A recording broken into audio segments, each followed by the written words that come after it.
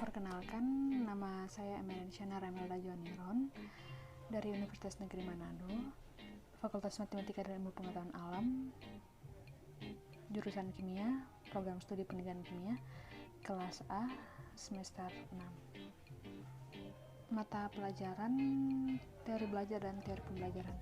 Saat ini saya akan membahas tentang instruksi berdasarkan simulasi komputer Tom De Jong. Dalam debat ilmiah tentang apa pendekatan terbaik untuk pengajaran dan pembelajaran, berulang pertanyaan menyangkut siapa yang harus memimpin proses pembelajaran, guru atau pembelajar misalnya. Posisi yang diambil bervariasi dari preferensi untuk langsung penelitian instruksi dipimpin oleh guru, hingga terbuka sepenuhnya yang siswa pendekatan berpusat pada yang dapat disebut metode penemuan murni, dengan posisi menengah yang diwakil oleh metode penemuan yang dipandu. Dalam membahas masalah peran bimbingan dalam pengajaran teknologi spesifik, simulasi komputer menempati tempat utama. Simulasi komputer melalui mereka karakter interaktif menawarkan kesempatan khusus untuk pembelajaran yang berpusat pada siswa, sementara pada saat yang sama menawarkan opsi untuk dukungan yang dipimpin oleh program atau guru dan bimbingan dari proses pembelajaran.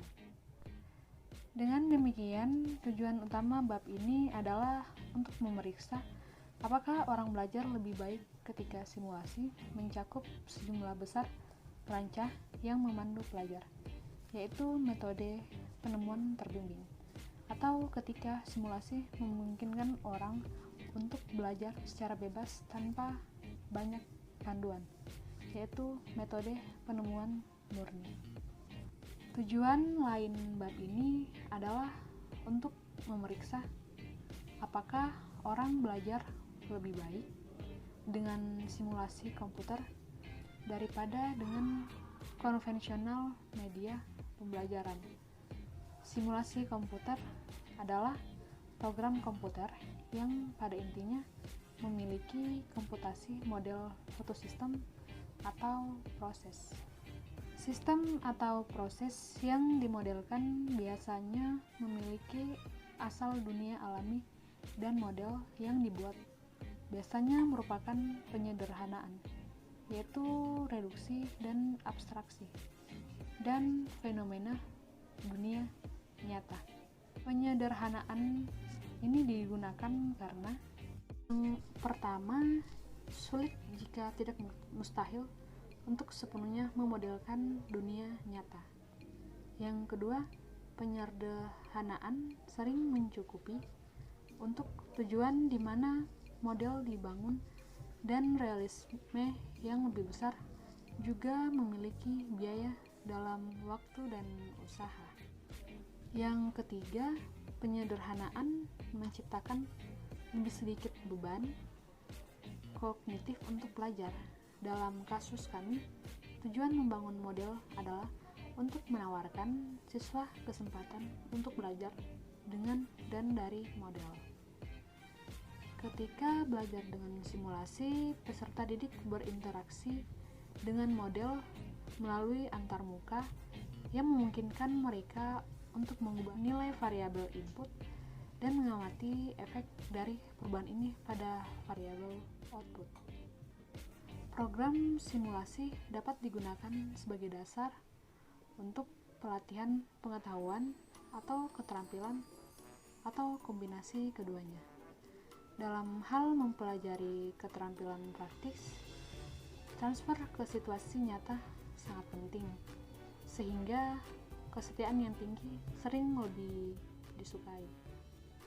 Mengapa belajar dengan simulasi lebih baik daripada ekspositosi yang lebih tradisional, pendekatan atau pelatihan on the job training? Ada beberapa pertimbangan mengapa pembelajaran berbasis simulasi akan meningkatkan kinerja. Semua tergantung pada tujuan pembelajaran, pengetahuan konseptual, keterampilan, atau kombinasi. Ketika simulasi digunakan untuk membantu peserta didik memperoleh pengetahuan konseptual, rasionya adalah bahwa mereka mendorong positif kognitif yang lebih dalam selama pembelajaran, yang pada gilirannya mengarah pada hasil pembelajaran yang lebih dalam, atau dibandingkan dengan instruksi langsung. Secara khusus, komputer simulasi dimaksudkan untuk mendorong peserta didik untuk mengaktifkan pengetahuan sebelumnya yang relevan, misalnya dalam memikirkan hipotesis, dan untuk secara aktif menkonstruksi pengetahuan, misalnya ketika data yang ditemukan tidak konsisten dalam hipotesis. Studi yang membandingkan simulasi di mana siswa dapat membuat pilihan mereka sendiri dengan lingkungan, di mana mereka tidak dapat menunjukkan keuntungan untuk bentuk pembelajaran berbasis tindakan, meskipun kadang-kadang hanya pada tes tertunda. Keuntungan juga dikurangi ketika lingkungannya sederhana dan ketika tindakan instruksional lebih dominan daripada karakteristik antarmuka. Prinsip penting untuk keterampilan, misalnya dalam penerbangan kedokteran, dalam simulasi alih-alih lingkungan nyata, adalah bahwa siswa untuk menerima pengalaman yang lebih luas dengan tugas yang harus dipelajari. Terima kasih, sampai jumpa di video selanjutnya.